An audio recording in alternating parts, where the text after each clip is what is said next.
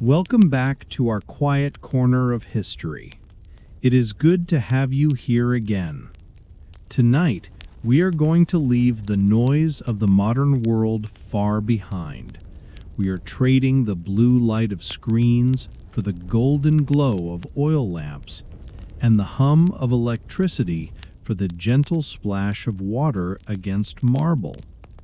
We are traveling back to the height of the Roman Empire, not to fight in the legions or argue in the Senate, but to do something the Romans did better than almost anyone else.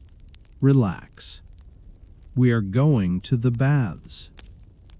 Imagine towering vaulted ceilings lost in steam, the smell of cedar and lavender oil, and the utter relief of sinking into hot water after a long, dusty journey. It sounds idyllic, doesn't it? Of course, if you were really there, you'd probably be worrying about catching a skin disease from the murky water, dodging lead poisoning from the plumbing, or wondering whose turn it is to use the communal sponge on a stick in the latrines, a terrifying object known as the xylospongium, which you definitely won't survive. But here, in our version of history, the water is crystal clear, the hygiene is impeccable, and the only thing you have to worry about is falling asleep before you finish your soak. So, before you get comfortable, take a moment to like the video and subscribe, but only if you genuinely enjoy what I do here. Drop your location and let me know how your day has really been, your worries, your exhaustion, or even a tiny joy that made you smile. I'm here to truly listen and offer the most sincere, heartfelt advice I can. Now, turn off the lights, take a deep, slow breath, let your tiredness melt away, and gently close your eyes. Let's drift together into tonight's dreamlike lands. And tomorrow morning, if you still remember, send me a message and tell me what you dreamed. You are walking. That is the first thing you notice, the rhythm of your own footsteps against the hard, unyielding surface of the road. It is the Appian Way, or perhaps a smaller tributary road leading into the heart of the city, paved with large, flat, polygonal stones of basalt.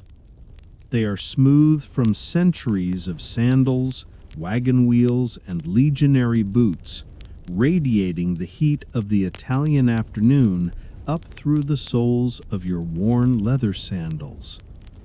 You have been walking for hours, perhaps days. The muscles in your calves are tight, humming with that specific, dull ache that comes from too much distance and not enough rest. The air is thick and hazy, filled with the golden dust that seems to hang perpetually over Rome in the summer. It coats your skin in a fine, gritty layer, catching in your eyelashes and drying out your throat. You can taste it, a mixture of earth, dry grass, and the distant chaotic scent of a metropolis teeming with a million souls. The noise of the city is rising around you like a tide. Carts clatter over the stones, their wooden wheels groaning under the weight of olive oil, amphorae, and sacks of grain. People are shouting, bargaining, and laughing in a dozen different dialects, a wall of sound that pushes against your tired mind. But you are not heading into the market, nor are you looking for a tavern. You have a singular destination in mind, a sanctuary that promises to wash away the grit and the noise. Ahead of you, rising above the tiled roofs of the apartment blocks and shops, you see it.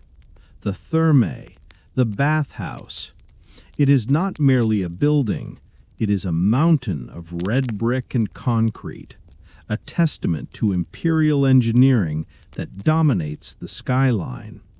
Enormous arched windows catch the fading sunlight, and from the roof, wisps of white steam drift lazily into the blue sky, hinting at the warmth waiting within. Even from here, standing on the dusty street, the sight of it seems to lower your blood pressure. It is a promise of civilization, a guarantee that no matter how hard the road has been, there is a place of rest at the end of it. You adjust the strap of your travel bag on your shoulder, shifting the weight, and press forward through the crowd. The locals seem to part around you, flowing like water. Everyone is going somewhere, but as you draw closer to the baths, the frantic energy of the street begins to change. The pace slows. The people walking near the high walls of the complex look less harried, more anticipating. You approach the main entrance, a grand archway flanked by marble columns that seem to glow in the late afternoon light. There is a gatekeeper, an ostiarius, sitting on a stool near the entrance. He looks as bored as a man can be, lazily watching the patrons file in. You reach into your pouch and produce a small copper coin, a quadrans. It is a pitifully small amount, the price of a loaf of bread or less. It is the genius of this place. The emperor builds the palace, but the luxury is shared by everyone. You drop the coin into the gatekeeper's outstretched hand. He doesn't even look up, just waves you through with a languid flick of his wrist. Crossing the threshold is like stepping into a different world. The roar of the Roman street is instantly cut off, replaced by a vast, echoing acoustic space. You are in the entrance hall, a vestibule of cool shadows and high ceilings. The floor beneath your feet changes from the uneven basalt of the road to a smooth, intricate mosaic of black and white tiles, arranged in geometric patterns that seem to ripple as you walk over them. The air here is different. It is no longer dry and dusty. It is humid, rich, and smells faintly of wood smoke from the furnaces and the clean, sharp scent of olive oil. You pause for a moment, letting your eyes adjust to the dimmer light. The grandeur of the architecture is designed to make you feel small, but not insignificant. You feel held by the space. The massive concrete vaults overhead are painted in blues and reds, depicting scenes of gods and aquatic myths, but the details are soft in the shadows. You take a deep breath, inhaling the moisture, feeling the dust in your throat begin to loosen. The journey is over. The ritual is about to begin. You tighten your grip on your bag, feeling the anticipation rise in your chest, and walk deeper into the complex, ready to shed the weight of the world. You drift through the archway and into the apoditorium, the grand changing room of the complex. The transition is immediate and physical. The air here is cooler, shielded from the sun by thick brick walls and a vaulted ceiling that seems to soar endlessly upward. The noise of the outside world has vanished completely, replaced by a unique resonant acoustic. It is a cavernous sound, a hollow echo that bounces off the stone surfaces. You hear the slop of bare feet against mosaic floors, the rustling of linen tunics being pulled over heads, and the low, indistinct hum of private conversations that drift up into the rafters and dissipate like smoke. This room is the threshold between the citizen and the bather, the place where rank and status are stripped away along with the heavy wool and leather of daily life. You navigate the space slowly, your eyes adjusting to the softer light. High above, narrow, clear-story windows let in shafts of afternoon sun, which cut through the humid air like solid golden beams, illuminating swirling motes of dust and lint. The room is lined on all sides by stone benches, long and continuous, polished to a high sheen by the seating of thousands of patrons before you. Above the benches, set into the walls at eye level, are the loculi, rows of square, open-faced cubbies that give the walls the appearance of a giant stone honeycomb. You find an empty spot on a bench near the far wall and sit down. The stone is cool against the back of your legs, a shocking but pleasant contrast to the baking heat of the road you just left. You let out a long breath, your shoulders dropping another inch. For the first time in hours, you are off your feet. You lean forward to begin the work of undoing your sandals. The leather straps are stiff with dust and sweat, the knots tight from the swelling of your feet during the walk. You work them loose with patient fingers, pulling the laces free, and finally you slide the sandals off. The relief is instantaneous.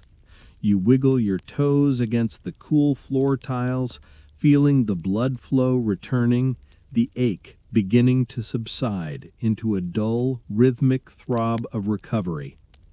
Next, you stand to remove your tunic.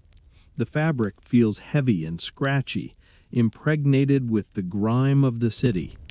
You pull it over your head, emerging into the cooler air of the room, and the feeling of the breeze on your skin is like a sudden, refreshing drink of water. You fold the tunic carefully, smoothing out the wrinkles with your hands, treating the simple garment with a slow, deliberate reverence. This is the pace of the bathhouse. Nothing is rushed here. There is no schedule to keep, no legion to march with. There is only the process of unwinding. Holding your bundle of clothes and your sandals, you look around for the capsarius. You spot him leaning against a pillar near the corner, a young man with heavy eyelids and a posture that suggests he has been standing in that exact spot since the empire was founded. He is the attendant of this section, the guardian of the cubbies. In a city known for theft, his role is vital, yet he performs it with an air of practiced lethargy. You approach him, the cool stone floor smooth under your bare soles. He sees you coming and straightens up slightly, though not enough to suggest urgent effort. You gesture to an empty cubby, a niche just above your head height. He nods silently. You place your folded tunic, your travel bag, and your worn sandals into the dark square of the shelf. It is a small act of trust. You are entrusting him with your worldly identity, leaving yourself with nothing but a towel and a small flask of oil. You catch a scent as you stand near the wall, a strong, sharp aroma of cedar. It is coming from the wood lining the shelves, a natural deterrent against moths and insects, but in the damp warmth of the changing room, it smells like a deep forest, resinous and clean.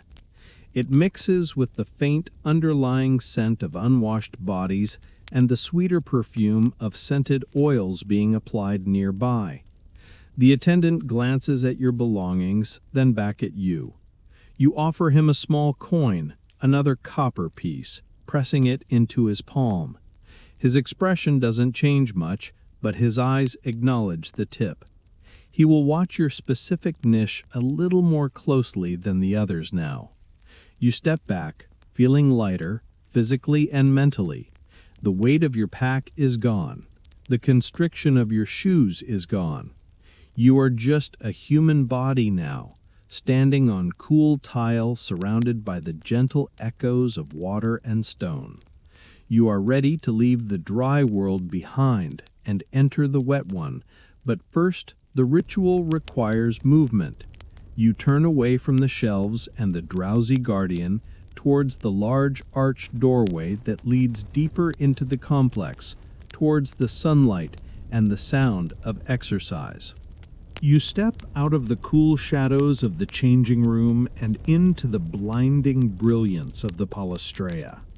The transition is jarring for a moment, forcing you to squint against the sudden flood of afternoon light.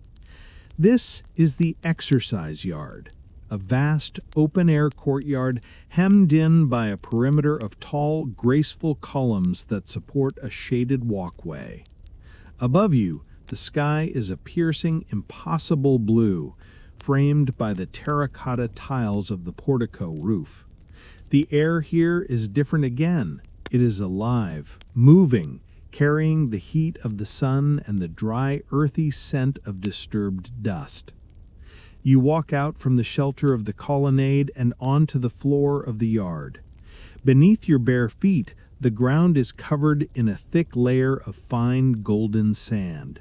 It is warm, baked by the day's sun, and it shifts softly under your weight, grains pressing between your toes and coating your skin in a fine powdery dust. It feels grounding, a direct connection to the earth that sends a signal to your legs that the long, hard marching on paved roads is truly over. Here, the ground forgives. It absorbs your step rather than resisting it. You wander toward a quieter corner, near the base of a marble pillar that is peeling slightly in the heat. You are not here to compete, nor to prove your strength to the gathered crowds. You are here to awaken the body, to coax the stiffness out of your joints before the water does the rest of the work. You raise your arms high above your head, interlocking your fingers and pushing your palms toward the sky. A long, slow stretch pulls at your spine, your ribs expanding, the tight muscles of your back protesting with a dull, satisfying ache. You hold it there, breathing in the warm air, listening to the crackle of your own shoulders before exhaling and letting your arms drop heavily to your sides. Around you, the courtyard is a hive of rhythmic activity.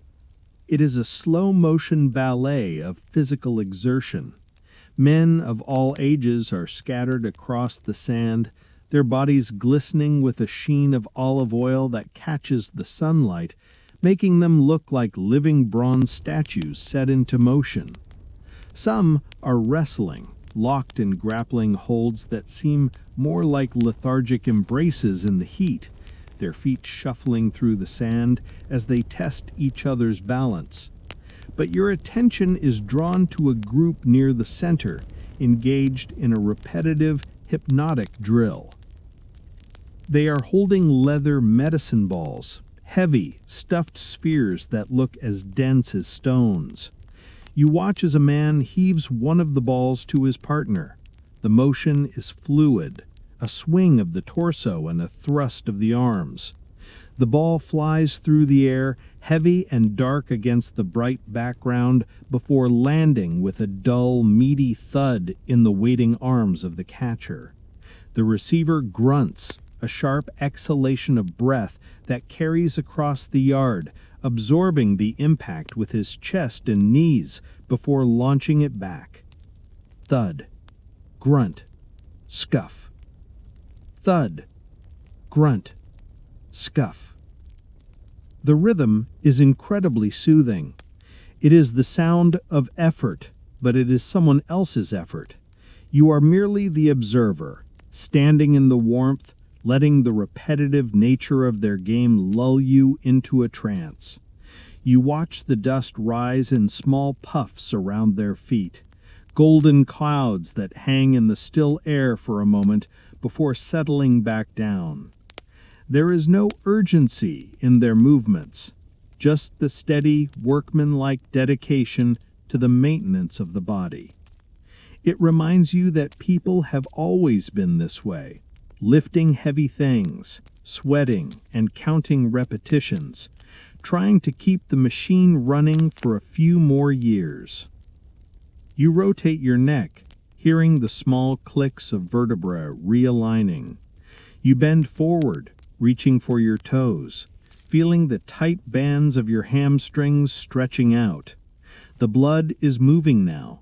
You can feel a gentle heat rising under your skin, a light perspiration beginning to form on your forehead and upper lip.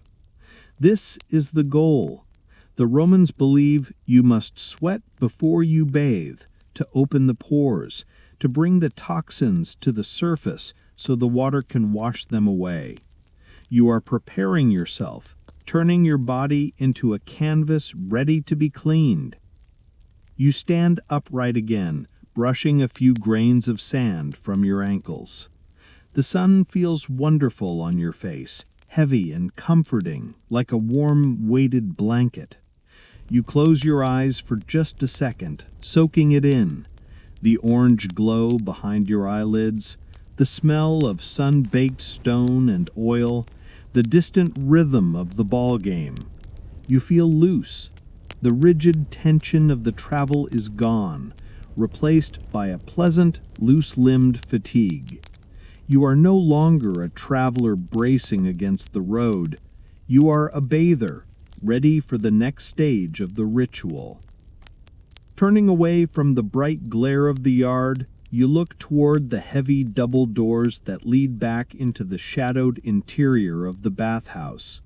Steam is escaping from the top of the frame, curling out into the dry air like a beckoning finger. The tepidarium awaits. You take one last breath of the fresh, dusty air, knowing that the next breath you take will be thick with moisture and heat. You step off the sand, your feet finding the cool stone of the threshold once more, and leave the sun behind for the sanctuary of the steam. The heat hits you not as a shock, but as a deep, profound embrace. You have stepped through the archway and into the tepidarium, the warm room. It is the gentlest chamber of the complex, the transition space, designed to prevent your body from collapsing in shock from the extreme temperatures of the rooms yet to come. The air is still and heavy, but not stifling, maintained at a temperature that feels perfectly calibrated to a traveler's tired bones. It is the warmth of a soft summer morning, held captive within stone walls. The light here is muted, filtering down from small windows set high near the ceiling, creating long, hazy columns of yellowish light that barely pierce the humidity. The walls are not highly polished like the vestibule, but covered in soft, cream-colored stucco, and you can see droplets of condensation slowly forming and tracing silver paths down the surface. The soundscape has shifted again. The shouts and the thud of the palaestra are completely gone. Now there is only the rhythmic, low-level drone of the room itself, the faintest hiss of water in pipes, the distant, muffled murmur of voices from other parts of the sprawling building, and the soft, almost imperceptible sound of your own quiet breathing. You find a wide, curved bench running along the inner wall. Unlike the cold, hard stone of the changing room, this bench is radiating a steady, comforting heat. This is the miracle of the Roman bath, the hypocastum at work. Below the heavy marble floor tiles, a network of clay pillars holds the floor aloft, creating a vast hollow space through which blazing hot air and smoke from the furnaces are constantly channeled. You sit down, the warmed stone welcoming you, feeling the deep, penetrating heat rise through your body from below. It is not surface heat, it is bone heat. You settle back against the wall, stretching your legs out on the floor. The marble tiles here are intensely warm under your soles, providing a lovely counterpressure to your tired arches. You feel your muscles, which were tight and resisting just moments ago, begin to soften and relent. The stress and tension from the road are not being scrubbed away yet, they're being melted. You watch a bead of sweat, the first true, clean bead of perspiration, form above your eyebrow, trace a lazy path down your temple, and evaporate before it can even reach your chin. This is cleansing at its most subtle. Other bathers are scattered throughout the tepidarium, all adopting the same slow, languid posture.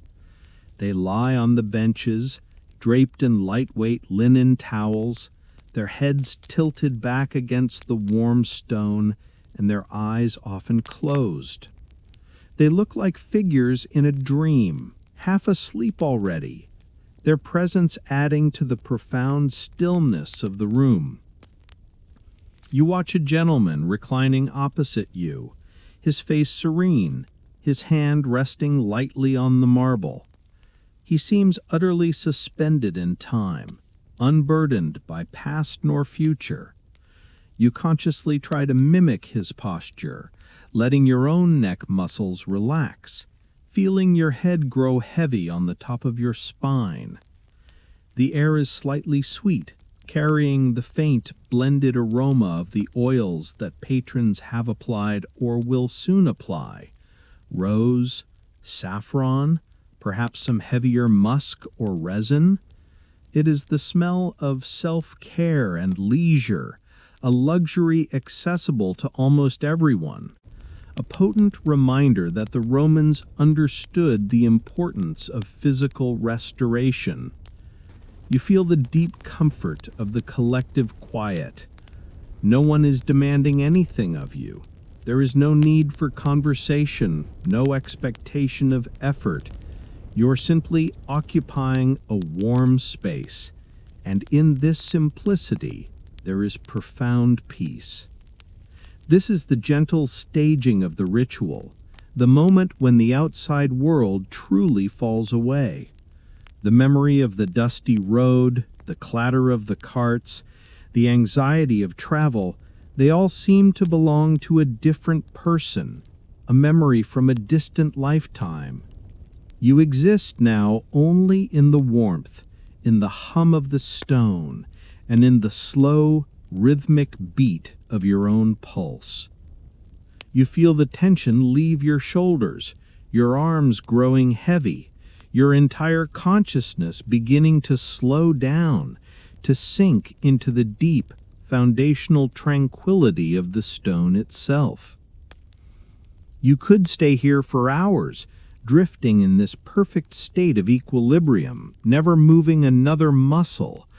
But the bath ritual is a journey, and you know there is a fiercer, deeper cleansing that must come next.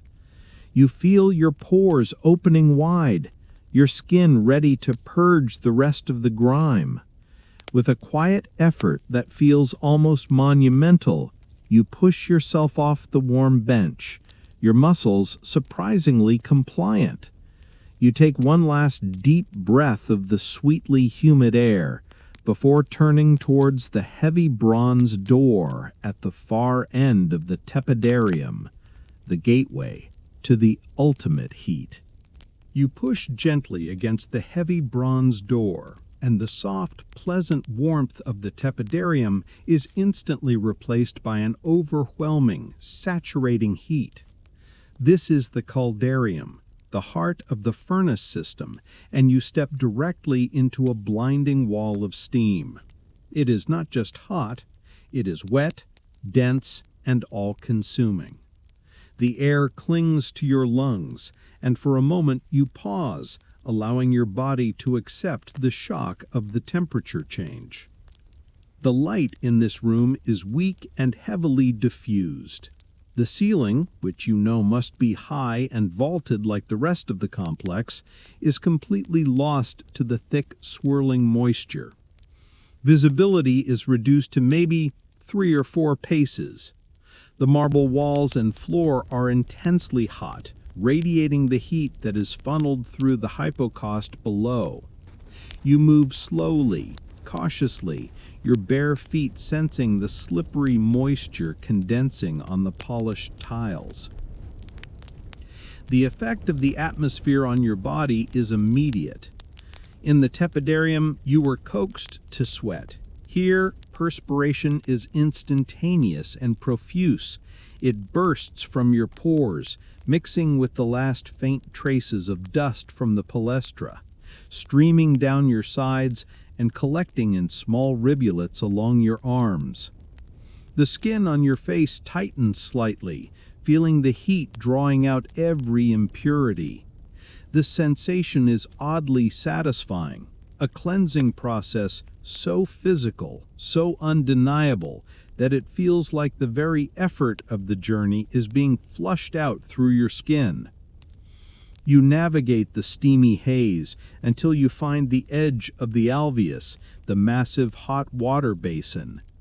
It is a large rectangular pool, recessed into the floor, its edges marked by glowing marble coping stones.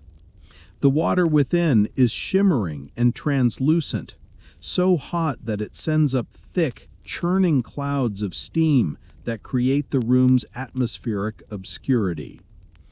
You hear the constant, rhythmic hiss of water being supplied and drained, a sound that quickly becomes the steady, comforting pulse of the caldarium.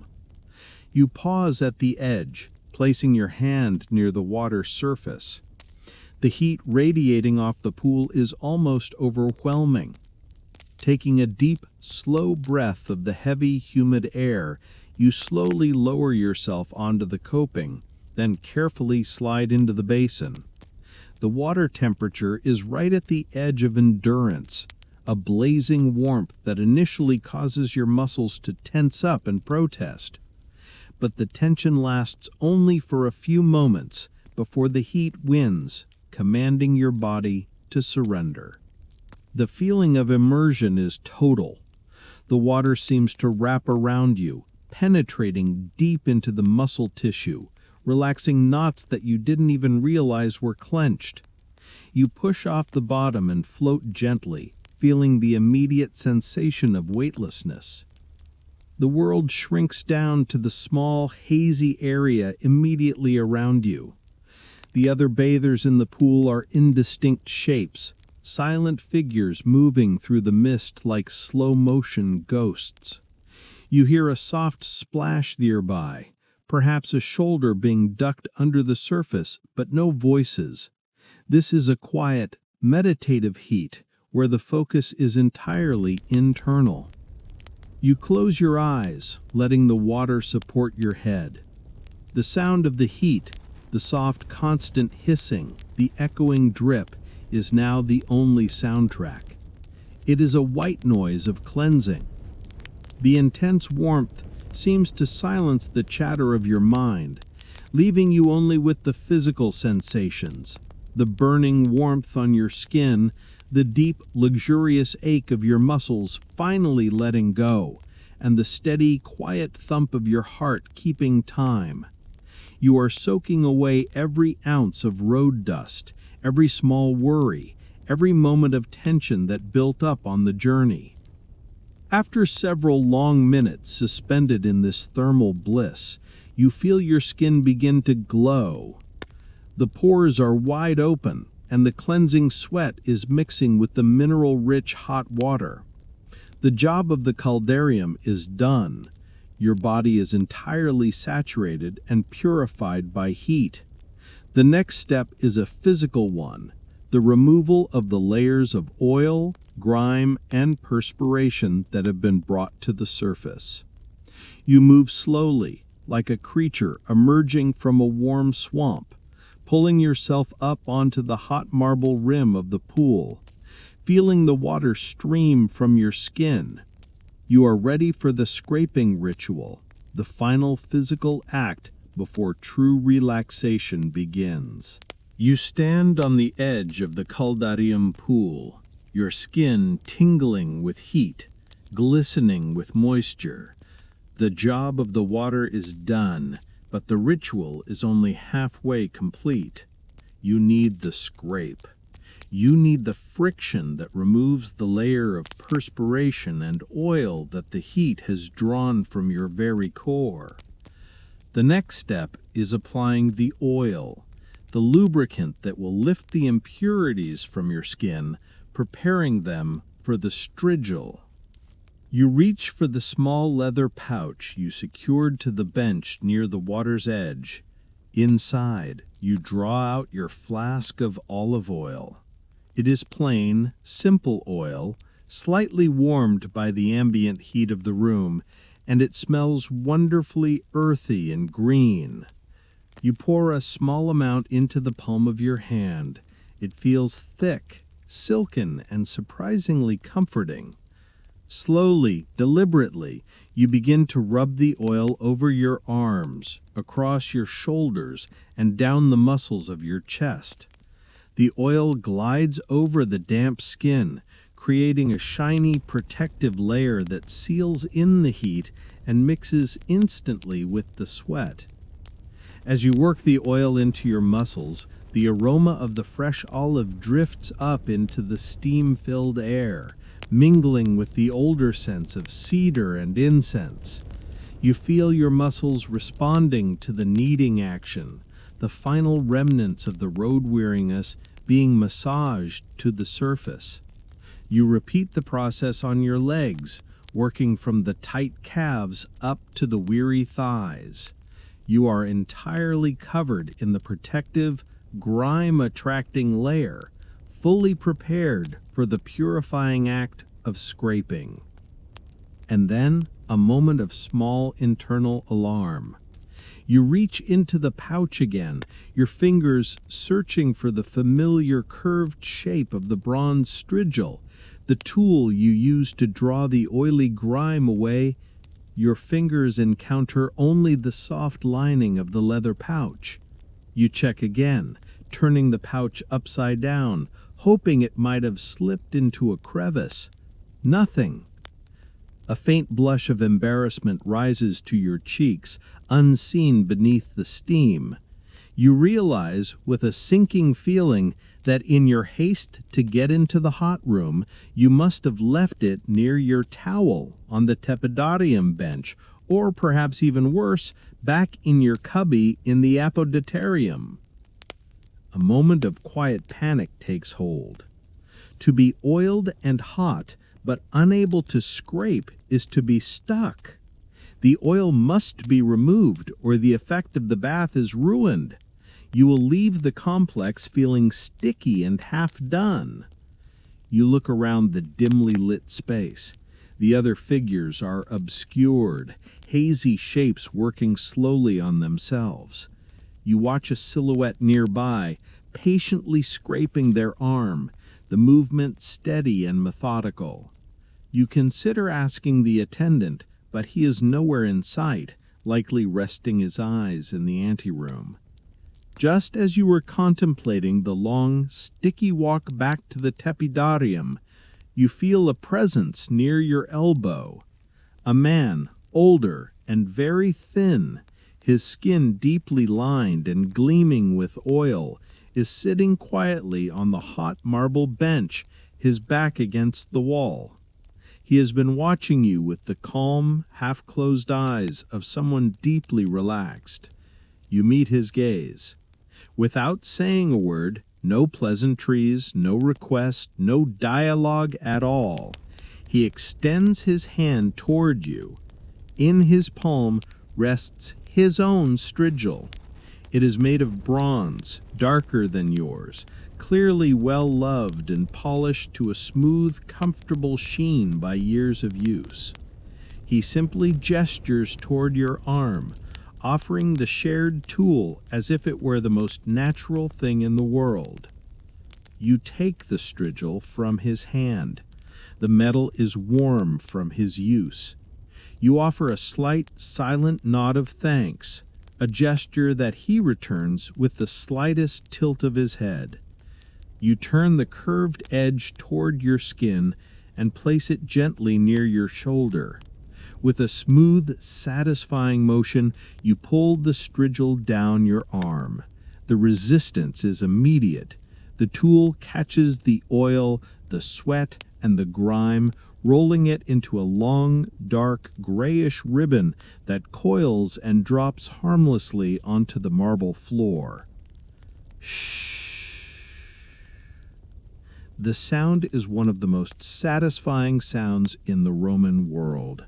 It is the sound of deep cleansing, a gentle, continuous friction that pulls the accumulated detritus from the road from your very pores. You scrape your arms methodically, feeling the skin beneath the scraped path grow instantly cleaner, smoother, and incredibly receptive to the air.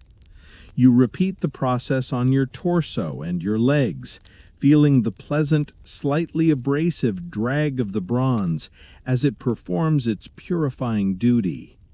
The shared strigil feels perfectly balanced in your hand, a tiny temporary link to the silent community of the bath. When you are finished, your skin is tingling, perfectly clean, and deeply satisfied. You rinse the tool thoroughly in a small jet of hot water provided by a nearby spout and return it to the older man with another small, grateful nod. He accepts it with the same silent acknowledgement and immediately begins his own final scrape. You are ready now for the next chamber. Leaving the caldarium, you follow a short corridor that leads to a small, heavy door, different from the bronze you just left. You push it open and step into the laconicum. The change is instantaneous and dramatic. If the caldarium was a wet blanket, this room is a roaring fire. The heat here is absolutely scorching, but completely dry, creating a punishing, arid atmosphere that instantly evaporates the residual moisture from your skin. You feel your pores snapping open wide, eager to replace the lost water. This chamber is much smaller, often circular, and designed for maximum concentration of heat. It may be topped with a shallow dome, and the walls are plain, thick stone, reflecting the heat back into the center. There is no steam, no dripping water, just pure, relentless warmth.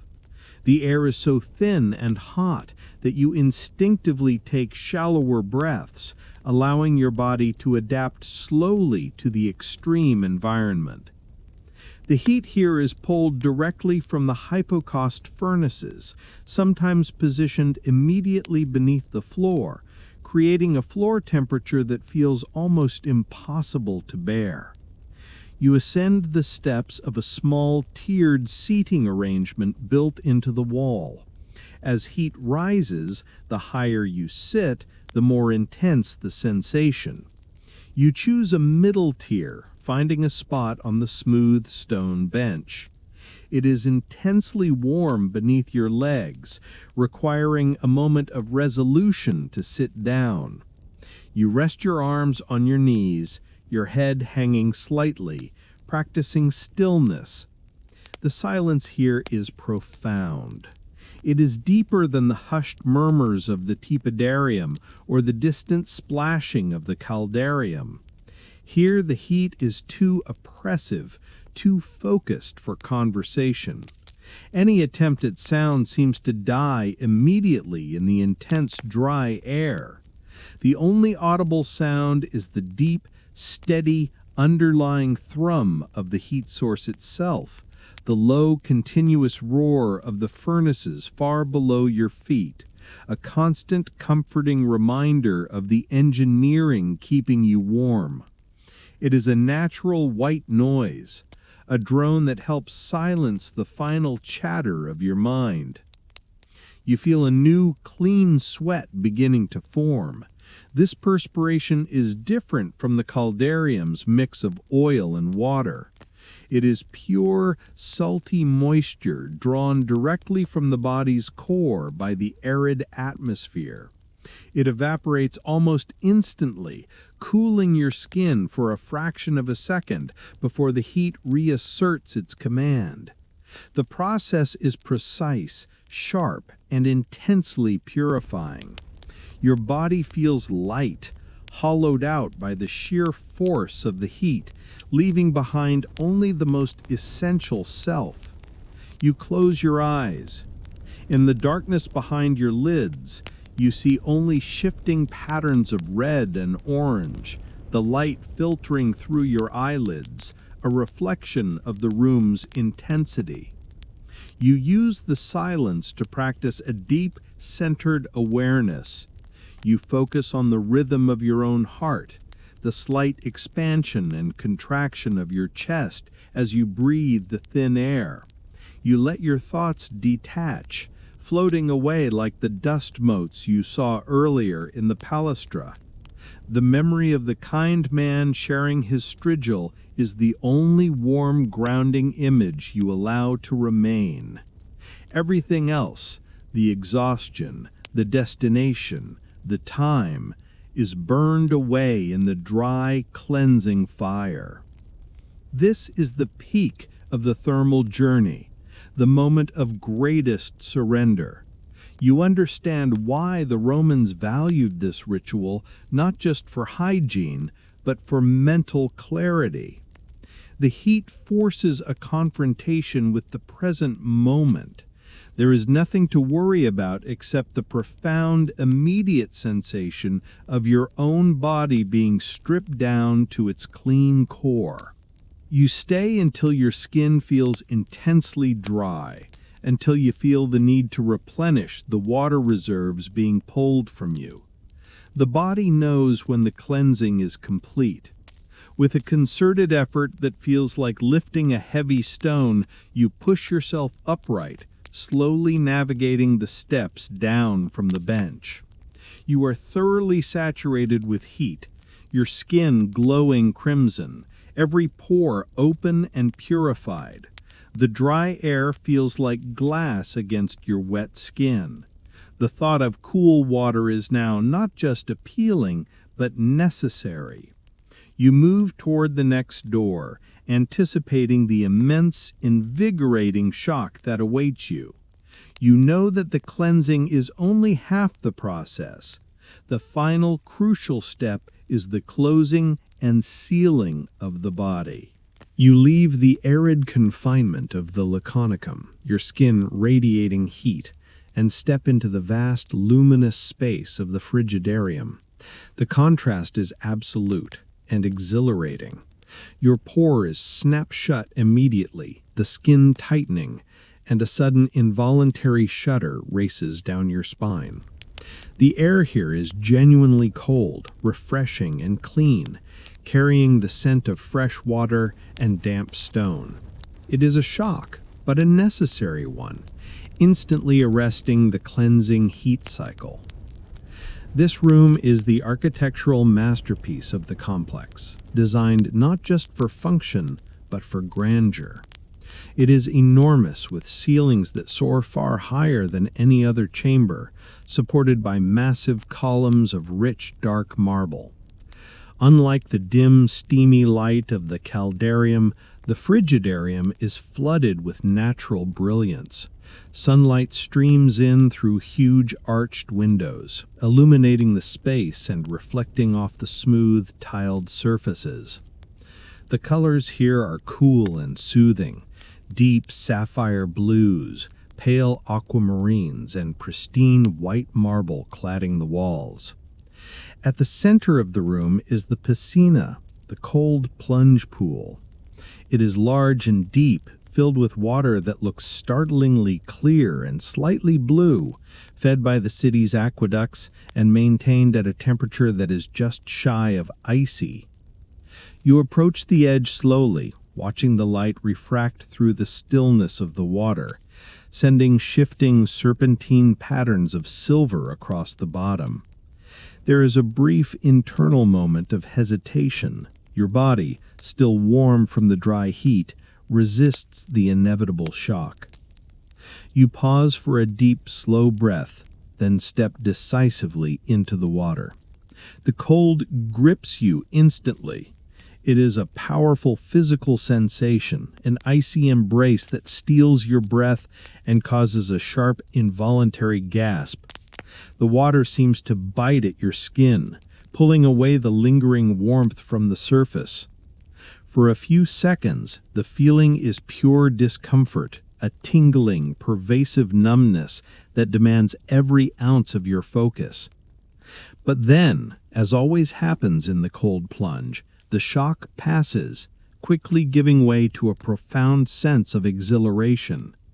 The cold has sealed the pores, locked the purified heat inside your core, and flooded your senses with a deep, renewed energy. The numbness transforms into a powerful tingle of life, an electrical current running just beneath your skin. You feel awake, alert, and incredibly clean, the residue of a lifetime's dust finally purged. You push off the bottom and float gently onto your back, surrendering to the water's buoyancy. The cold is now a comfort, a counterpoint to the heat you still hold inside. You look up, allowing your gaze to drift to the highest point of the room, the grand vaulted ceiling.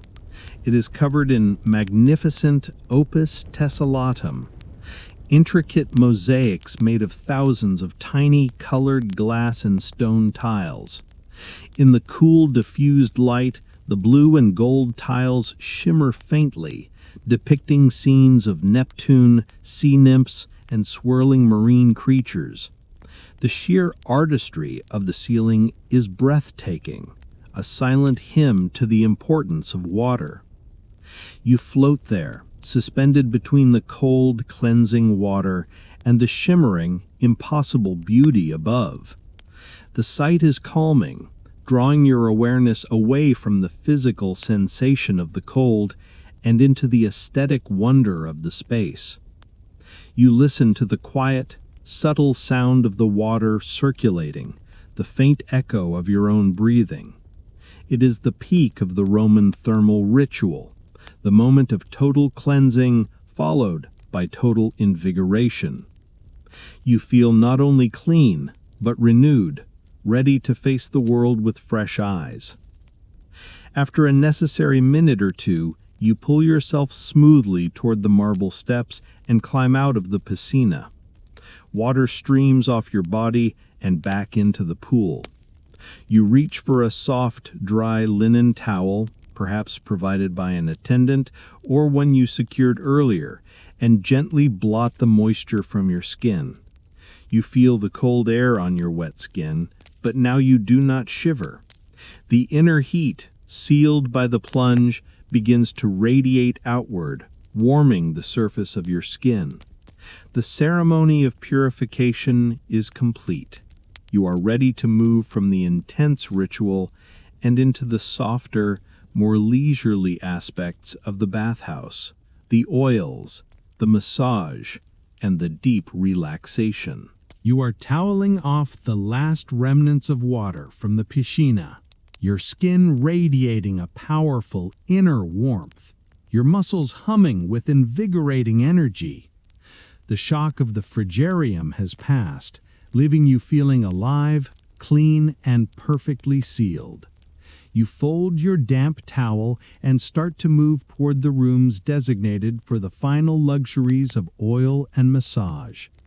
But as you pass through a narrow archway, you notice a low, plain wooden door, unlike the grand entrances you have used so far. It is slightly ajar, revealing a passage that is dark and seems to pulse with a dry, smoky heat. Curiosity gently nudges you forward. You push the door open fully and step across the threshold, immediately entering the hidden working world of the baths. This is a service corridor, narrow and utilitarian, built of plain, rough-hewn stone. The air here is no longer clean and humid.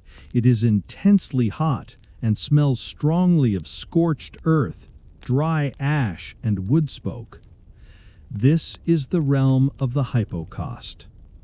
You walk carefully down the corridor, the air growing hotter with every step, the floor beneath your feet becoming significantly warmer than the public areas, as if you are walking directly over a massive stove. The sound here is different, too. The tranquil splashes and murmurs of the public baths are replaced by a deep, constant, low rumble, punctuated by the sharp crackle of burning wood. You reach an open inspection area, a wide stone archway in the wall that allows you to look directly beneath the raised floor of the caldarium and tepidarium. You gaze down into the cramped, hot underbelly of the Roman engineering miracle. It is a shadowy, cavernous space filled with rows upon rows of small, precisely stacked brick pillars, the pilae. These pillars support the heavy tiled floor above, creating a large, continuous air gap, the heating chamber known as the suspensura. The air in this low space is visibly shimmering with heat. You watch the heat currents flow, driven by the furnace's power, circulating around the pillars, traveling beneath the stones, and moving through clay channels built into the walls. This is the silent engine that provides the profound warmth you surrendered to moments ago. You marvel at the sheer scale of the engineering feat, the dedication required to design and build an underfloor heating system capable of warming a palace-sized leisure complex. In the distance, through the maze of pillars, you see the source of this tireless warmth, the praefornium, the furnace area. The light radiating from the pit is a fierce, pulsing red-orange, illuminating the figures of the men who maintain the heat. They are the fornicatores, the stokers, the unseen, silent workforce who keep the fires burning day and night. They are dark silhouettes against the glowing furnace mouth, their bodies dusted with soot, moving with a slow, heavy, rhythmic effort. You watch as one of them silently swings a heavy log of dry wood, pushing it deep into the roaring mouth of the fire pit. The wood instantly catches, sending a shower of sparks up toward the low ceiling and momentarily intensifying the heat that washes over your own face. Their labor is rhythmic, essential, and entirely unnoticed by the senators and merchants lounging in the tepidarium above. Their sweat is the cost of your relaxation. You feel a profound sense of respect for the quiet, enduring work being done in this punishing heat, the constant vigilance required to maintain the precise temperatures of the 3 different thermal chambers. Their effort ensures that the marble stays warm, the water stays hot, and the Roman way of life continues its slow, luxurious pace. You stand there for a long time, watching the mesmerizing, destructive beauty of the flame, listening to the heavy crackle and the deeper rumble. The smoky heat begins to feel too intense on your clean, cool skin. The detour has served its purpose, a reminder of the intricate mechanism that makes leisure possible. You offer a small, silent nod toward the flickering red glow, a gesture of thanks to the unseen engineers and workers. Turning slowly, you retreat from the smoky, subterranean warmth, closing the low wooden door gently behind you, leaving the relentless, crackling work of the hypocaust to continue its tireless duty. You return to the clean, cool corridor, ready now for the final soft comforts.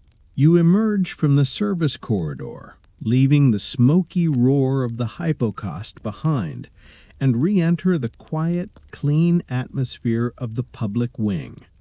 Your skin is purified, your body invigorated by the cold plunge. Now you seek the final, most luxurious stage of the ritual, the massage.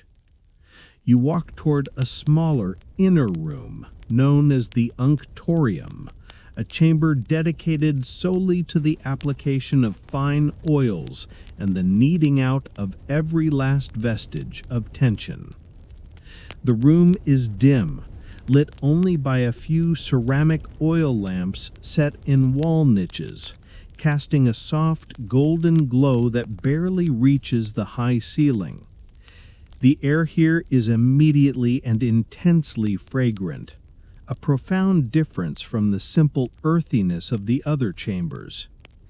The atmosphere is saturated with expensive, blended perfumes, the rich sweetness of rose petals, the sharp, clean scent of lavender, and the deep, resinous whisper of frankincense. It is the smell of pure, lavish self-indulgence. You find a wide, polished marble slab, one of several in the room, covered with a freshly laundered piece of linen. You lie down on your back. The marble beneath the cloth is cool, providing a grounding contrast to the intense inner heat your body still holds from the laconicum. You close your eyes, already feeling the heavy, profound weight of sleep beginning to tug at your consciousness. A figure approaches the table, the aliptes, the masseur. He is a man of quiet, powerful composure, his hands large and clearly accustomed to strenuous work. There is no need for words. He has observed your weary gait as you entered the room, and he knows exactly what parts of you need attention. He selects a small glass cruet filled with scented oil and pours a generous amount into his palm. The oil is warm, smoother and thicker than the simple olive oil you used for scraping. He starts with your neck and shoulders, the part of the body that carried the weight of your travel pack and the constant tension of vigilance on the road. His hands are incredibly strong, working the muscles with a deep, rhythmic pressure that borders on necessary pain. He finds the hard, resisting knots buried deep in the trapezoids, those small, stubborn pockets of stress you didn't even realize you were carrying, and slowly, methodically, he begins to press them out. You hear the soft, continuous shh sound of the oil being worked into your clean skin, the sound of metal meeting muscle. You focus entirely on the pressure, breathing through the moments of sharpness as the tension finally yields. You feel the knot in your left shoulder, the oldest, most stubborn one, release with a dull internal twang, the muscle fibers softening and spreading. It is a relief so complete that you feel your entire left arm grow heavier, more relaxed, melting into the marble slab beneath you. The masseur works his way down your body. He addresses your back, kneading the long muscles that kept you upright during the long journey. Then he moves to your legs, focusing particularly on the calves and the soles of your feet, the parts that pounded the basalt stones for days. He presses firmly into the arches of your feet where the last lingering aches of the road reside, releasing the tension in your toes and ankles. The combined effect of the strong hands and the fragrant oil is deeply hypnotic. The scent of rose and lavender is so pervasive, so luxurious, that it acts as a final anesthetic for the mind.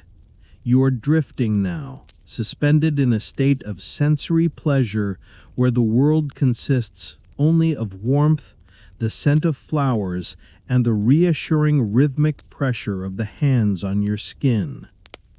Your entire body feels incredibly heavy, deeply rooted, and perfectly clean, both inside and out. After several long minutes, the rhythmic pressure slows, then ceases. The elliptes steps back, quietly wiping the excess oil from your body with a clean, dry piece of linen, leaving your skin supple, glowing, and beautifully scented. The process is complete. Every physical need has been addressed. The exhaustion of the journey has been recognized, cleansed, sealed, and finally massaged out of existence. You lie there for a moment, heavier than stone, utterly motionless, feeling the cool, sweet air on your perfectly smooth, fragrant skin. There is nowhere left to go, nothing left to do. The next logical step is simply to melt further into this blissful quiet. You step away from the massage slab, your skin radiant and supple, the fragrant oils a beautiful, subtle perfume that lingers in the air around you. The physical journey of purification is finished.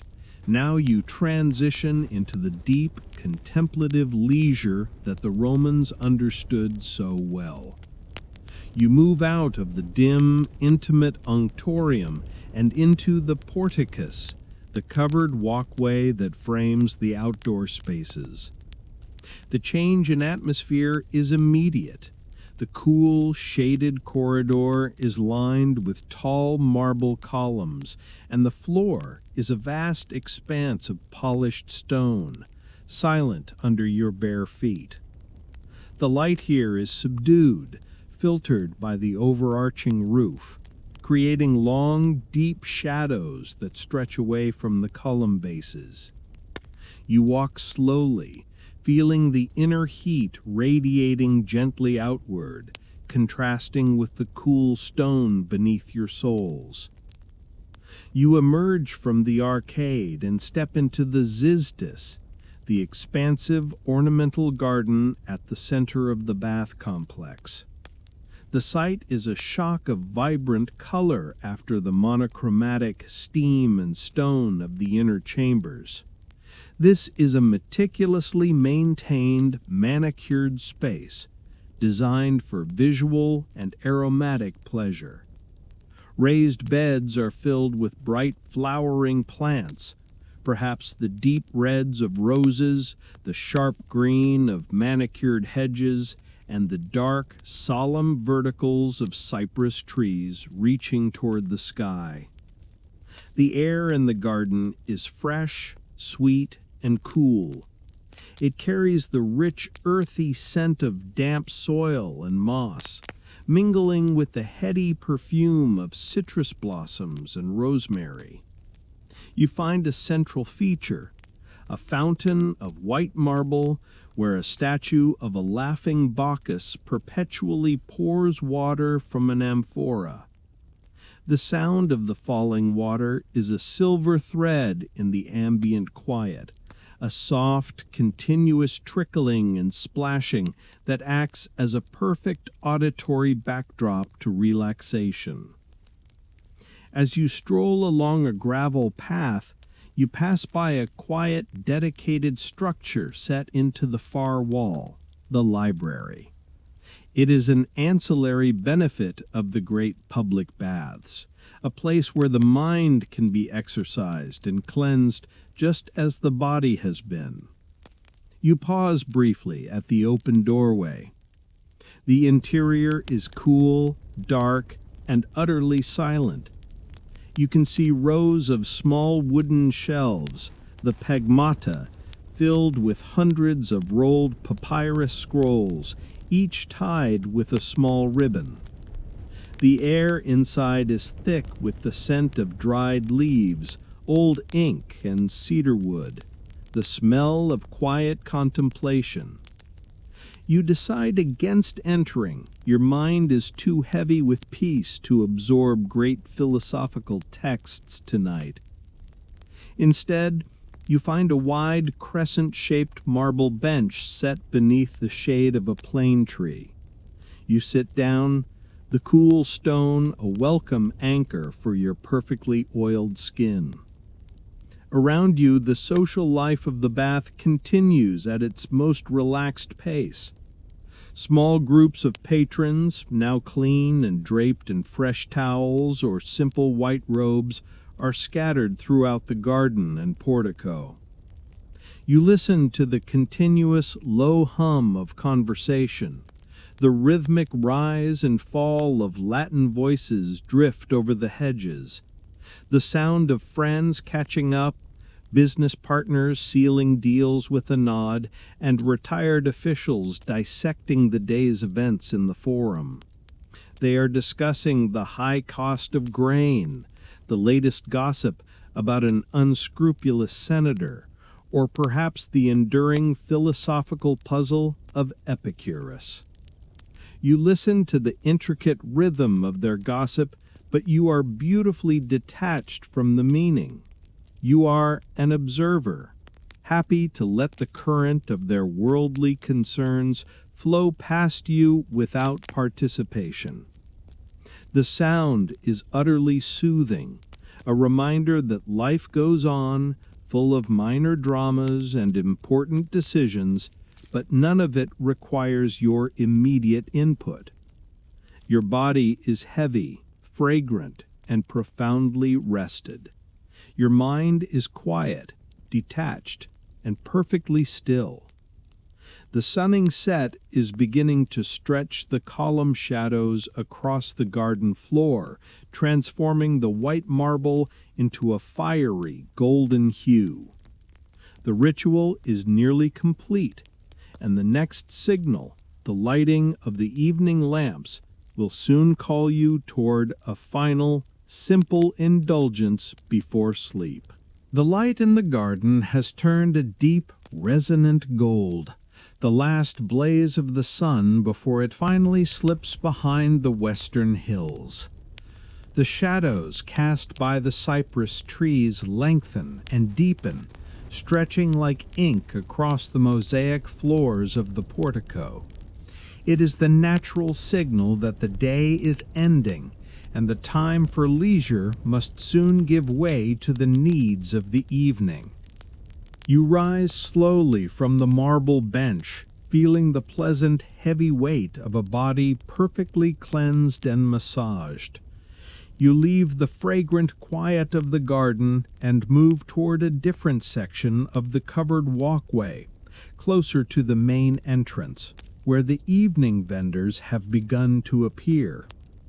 This is the area dedicated to the final indulgence, simple food and drink, a necessary refueling after the intense thermal journey. The air here has acquired a new scent, the savory, warm smell of baked bread and faint spices, a deeply comforting aroma after the floral notes of the unctorium. You approach a low stone counter where a vendor, a silent, tired-looking man, is arranging small baskets of food. You offer him a small coin, and he wordlessly pushes across a simple, substantial meal.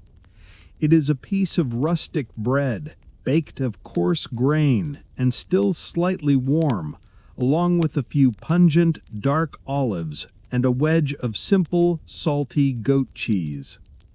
Then he pours a small clay cup full of diluted wine. This is the standard Roman refreshment. The wine is thinned with water, making it refreshing and gently relaxing, designed to ease the body towards sleep rather than excite it. You carry your meal to a low, round table set beneath the shade of the colonnade. You sit down and slowly begin to eat. The bread is satisfyingly rough in texture, requiring a small effort to chew, and its wholesome, earthy taste provides a welcome contrast to the delicate perfumes you have been inhaling. The salty olives burst with flavor, and the cheese is sharp and savory, a perfect complement to the blandness of the bread. Every bite is an act of simple nourishment, grounding you back into the reality of hunger satisfied. You sip the diluted wine. It is tart and slightly metallic, but the water makes it cool and surprisingly gentle on the palate. You feel the warmth of the drink spreading through your chest, relaxing the last few stubborn muscles that might still be resisting the call to rest. This food is not a feast. It is a profound act of restoration, a quiet acknowledgement that the body has worked hard and deserves this simple, pure replenishment. As you eat, the light in the great hall changes dramatically. The final rays of the sun cast a deep rosy twilight through the high arches. Simultaneously, the evening attendants move through the bathhouse, their presence a silent, rhythmic dance of preparation. They carry long, tapered poles tipped with wicks and small pots of oil.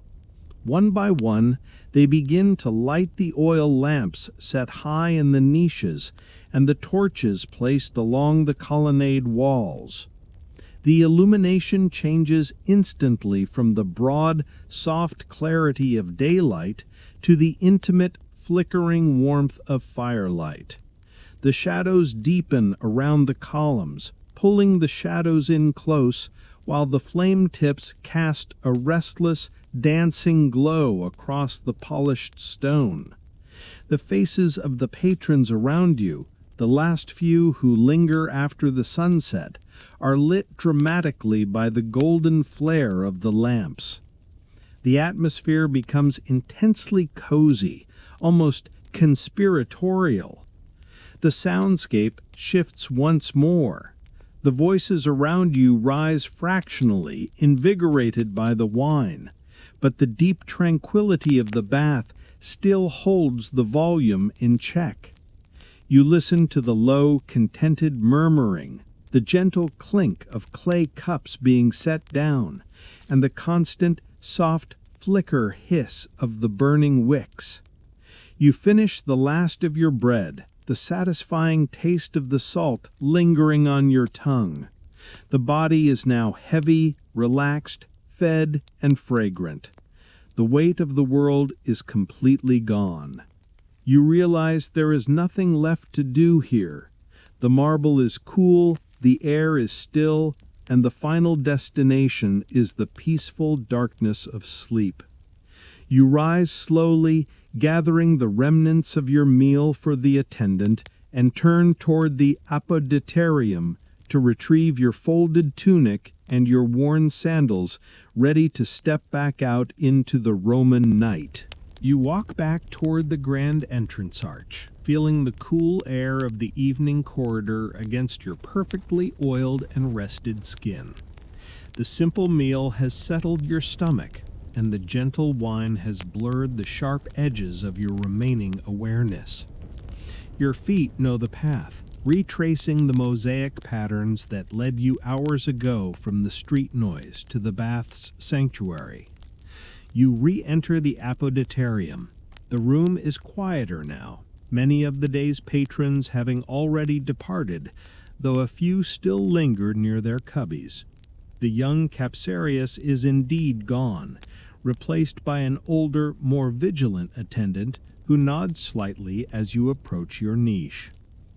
You reach into the loculus and retrieve your belongings. The rough linen of your tunic feels strange against the softness of your clean skin, and the leather straps of your sandals are coarse and familiar. You slide your feet back into the worn sandals. They feel heavy now, grounded and utterly different from the light, bare feeling of your soles on the marble. You pull the tunic over your head, feeling the dusty fabric protest slightly against the fragrant oil left by the elliptes. This is the necessary return to the world, a final gentle re-entry.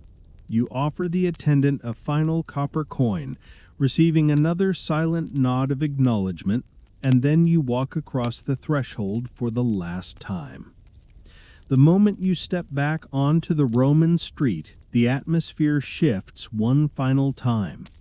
The street is dark now, illuminated only by the crescent moon high above and the occasional sputtering oil lamp hung from a shop awning. The air is cool and still, carrying the faint smoky scent of the city's many hearths and furnaces. The chaotic clamor of the afternoon has dissolved into the low, rhythmic sounds of the Roman night, the distant, steady pace of the watchman's patrol, the muffled cry of a street dog, and the soft, perpetual rush of water in the aqueduct pipes high above.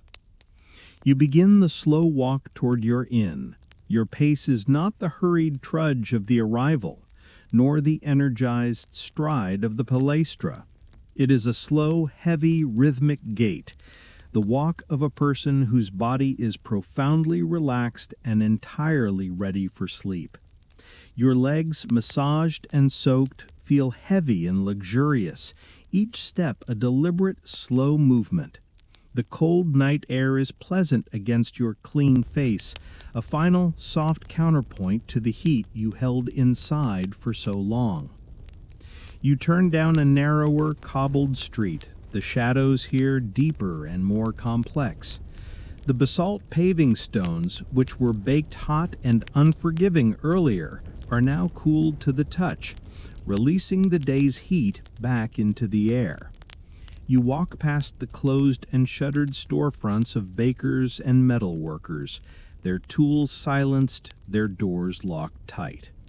You are a silent observer moving through a sleeping city, carrying the stillness of the bathhouse with you. The scent of the scented oil is still strong around you, a protective, fragrant bubble of rose and lavender that pushes back against the common smells of the street. It is the final reassurance of the ritual's completion. You feel a deep, delicious fatigue pulling at your limbs, a heaviness that feels earned and welcomed. The energy that the Frigidarian provided has now stabilized into a perfect, profound calm. You reach the humble door of the insula, the multi-story apartment block where you secured a small, quiet room for the night. You step inside, leaving the cool street for the warm, dry air of the interior. You climb the steep, narrow wooden stairs, the wood creaking softly beneath your feet, a momentary break in the quiet. At the top landing, you find your door and slide the small iron bolt across. Your room is small, plain, and dark, lit only by the faint silver light that filters in from the street window. You slowly shed your tunic and sandals, letting them drop soundlessly to the clean wooden floor. The final act of the day is simple surrender. You walk the few steps to the narrow bed, pulling back the heavy, simple wool blanket. The mattress is filled with straw, soft and forgiving, giving way under your weight. You sink down, pulling the thick wool blanket up to your chin. Your body immediately recognizes the perfection of this moment. You are clean, fed, warm, and entirely unburdened. The scent of the bath oil rises from your skin, blending with the clean scent of the straw. The rhythmic memory of the hypocaust fires and the gentle sound of the cold water dripping in the piscina become the last fading impressions in your mind. You feel the heavy, inescapable weight of deep sleep pull you down into the mattress, a profound, peaceful sinking into utter darkness, knowing the world can wait until tomorrow. Now let the final images of the night fade away. You are no longer on the dusty Roman road, nor suspended in the dark, fragrant oil of the unctorium. The cool, clean air of your own room surrounds you. You are lying heavy and still, the sheets soft against your skin.